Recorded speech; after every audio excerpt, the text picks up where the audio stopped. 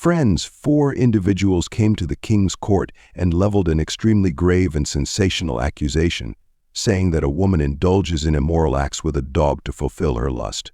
Hearing this, the king became furious with anger and immediately summoned this woman to the court. When the woman appeared before the court, she outrightly declared these accusations to be completely false and said, "Your Majesty, I have not shown my honor, modesty to any man for 2 years." The king ordered the royal midwife Dai to examine the woman so that the truth could be revealed. The royal midwife, with a serious expression, prepared to examine the woman. As soon as the midwife began to inspect the woman's body, the woman, frightened, screamed and said in a trembling voice, "What is happening?" The midwife, trying to put the woman under pressure, said, "This is necessary so that your innocence can be proven." The woman lowered her gaze and pleaded, "By Allah, all these are lies, I have committed no such sin." But the midwife paid no heed to her words and continued the examination. After a while, the midwife noticed a few marks on the woman's body, and after looking at them carefully, she said, "Your Majesty, this woman is lying. There are some marks present on her body that indicate she has been a victim of an immoral act with an animal." Hearing this, silence spread throughout the court. On the king's face, anger and astonishment were mixed. He glared at the woman and asked sternly, "Are these accusations true? Why did you hide the truth?" Trembling, the woman replied, "Your Majesty, I am not lying. All these accusations are false." The king took a deep breath and said, "If this is a lie, then why are you so frightened? Why is your voice trembling?" The woman rubbed her hands and said, "In reality, the marks on my body." Hearing this, the people present in the court fell silent in surprise. The king asked sternly, "Tell the truth. Who is responsible for all this?" In a trembling voice, the woman said, "The person who brought me here has been doing all this to me. He is present in the court." Hearing this, another murmur spread in the court. Everyone's eyes turned toward the person the woman had accused. Every person's gaze was fixed on one another, and the king's anger intensified further. He immediately summoned those men who had come to the court with the complaint against the woman. Those 4 men were removed and presented in the court. They were avoiding each other's gaze, and a wave of fear ran through their hearts. Anger was visible in the king's eyes, and he looked like a raging storm. The king looked at each man and asked, "Did you people falsely accuse this woman?" For a few moments, complete silence prevailed. Finally, one man said softly, "Your Majesty, we did nothing wrong.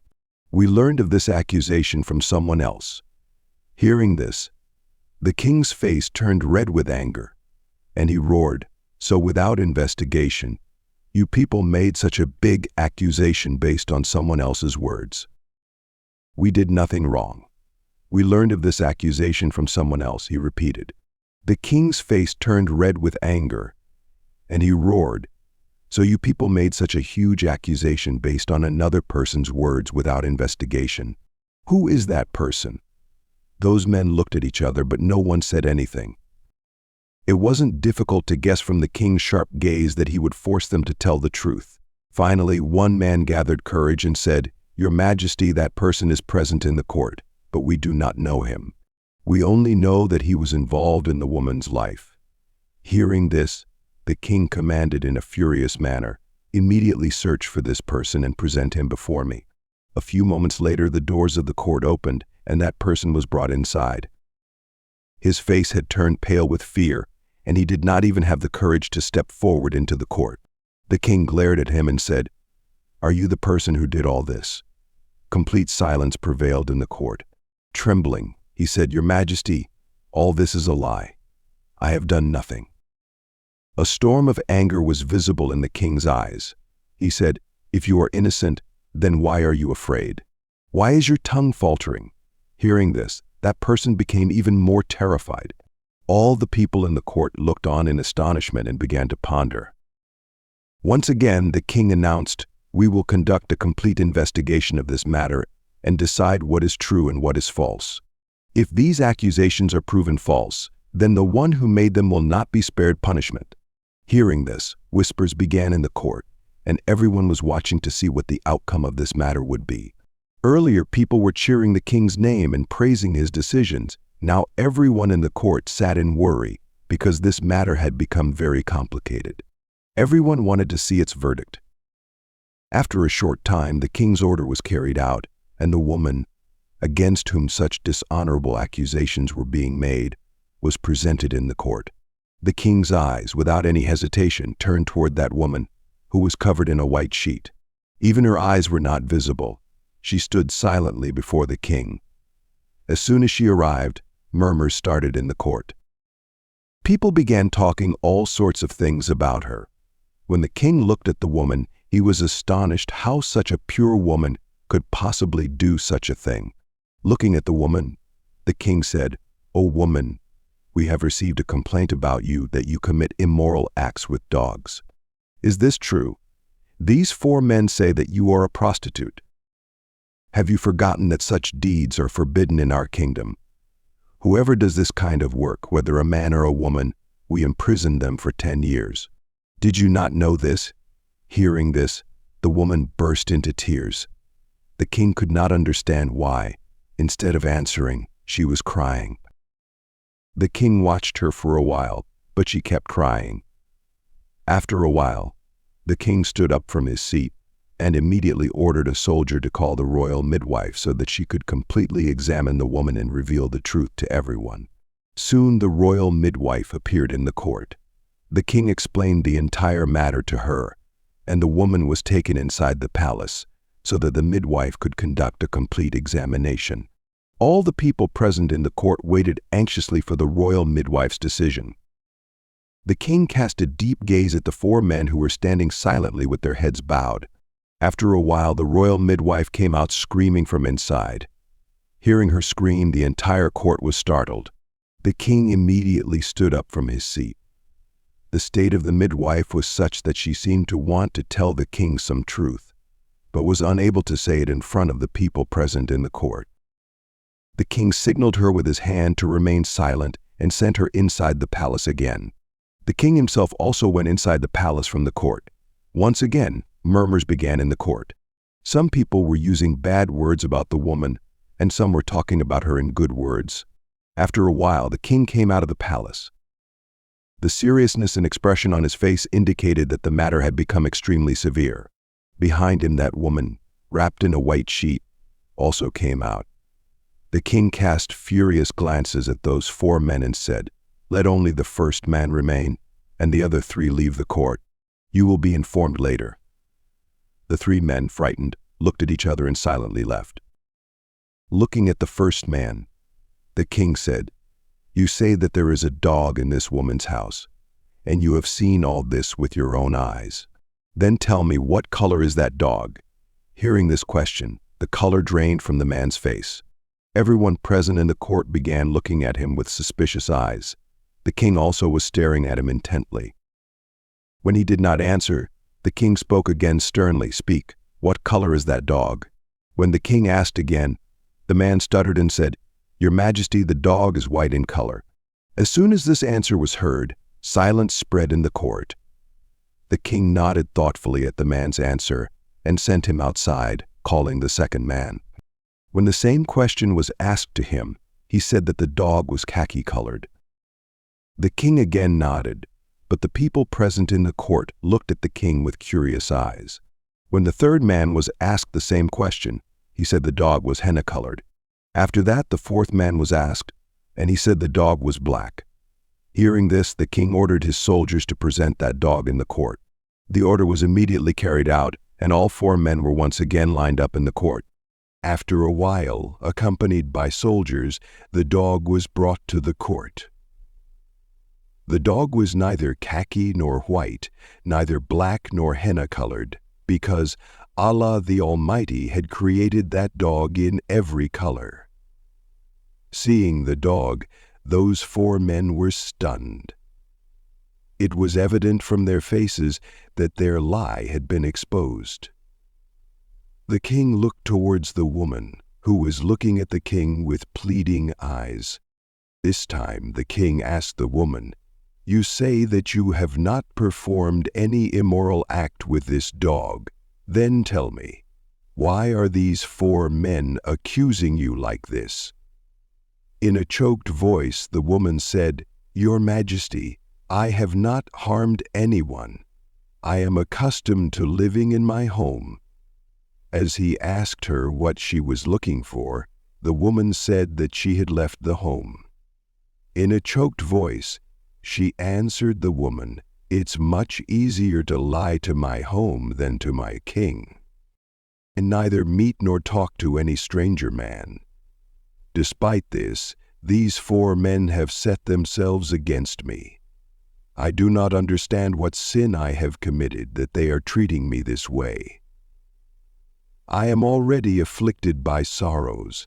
My marriage had only been 1 year when my husband died." After that, people started taking undue advantage of me. Hearing the woman's words, a silence spread in the court. The king deeply contemplated and stared at the 4 men. The woman kept weeping continuously, and then began saying, "I never went outside unnecessarily, but still, people would call out to me on my going out and coming in. I knew that living alone in this world would be very difficult. I had no brother's shelter over my head, nor my father's, and now not even my husband's. Therefore, I turned to Allah.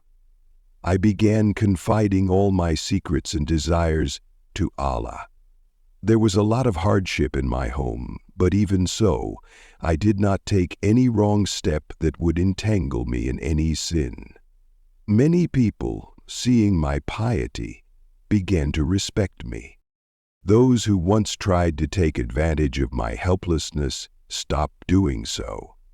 But still, there are some people left in this world who do not allow a widow to live in peace, and these 4 men are among those people.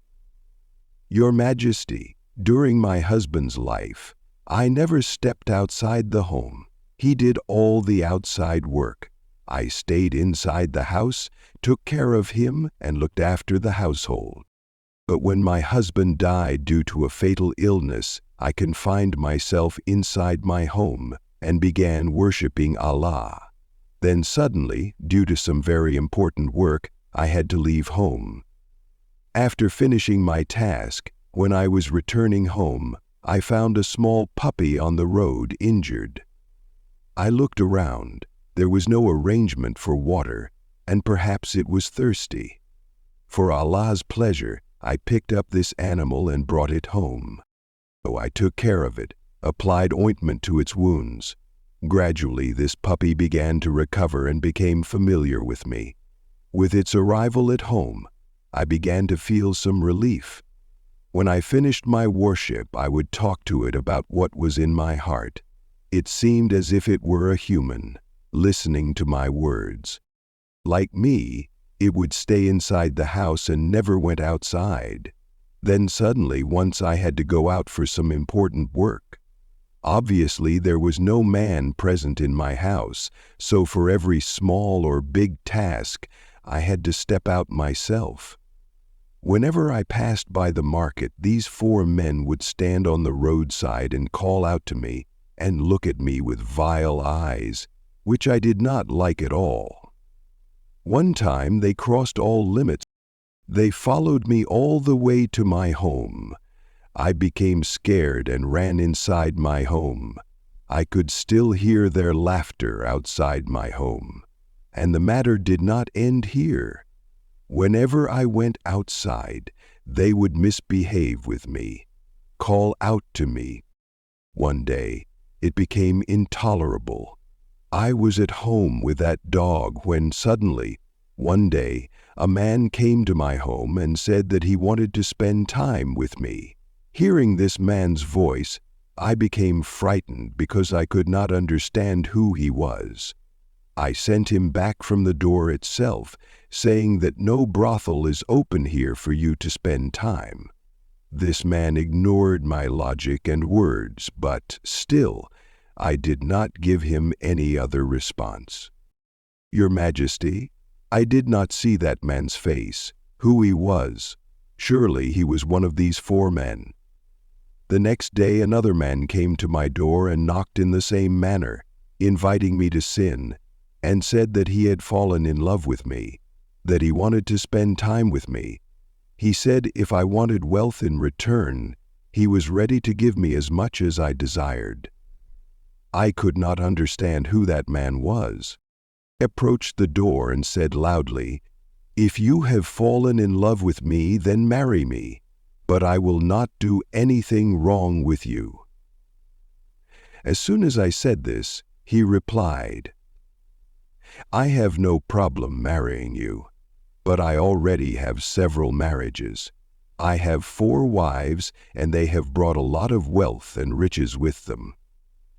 If I marry you, my life could turn to stone.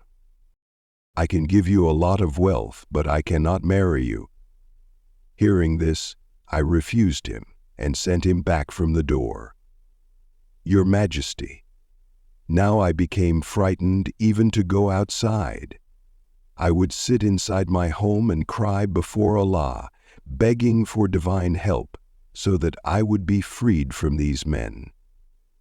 After that day, crowds of people started gathering in front of my home. My mind was in a panic. I couldn't think straight about my help, and they would pelt stones at my house and raise a hue and cry that I was a woman of loose character, a prostitute, and all sorts of filthy accusations. It became torture for me to leave my home. I did not understand why all this was happening to me when I was innocent. I had done nothing.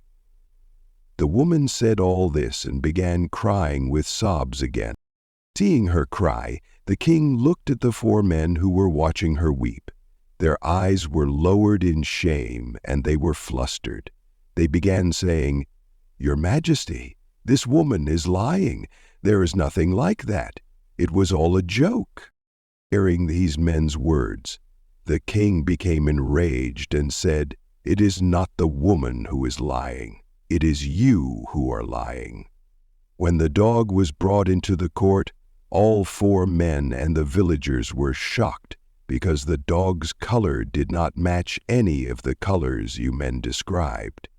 The 4 men now understood that their lie had been caught. They began begging before the king, folding their hands, "Your Majesty, forgive us."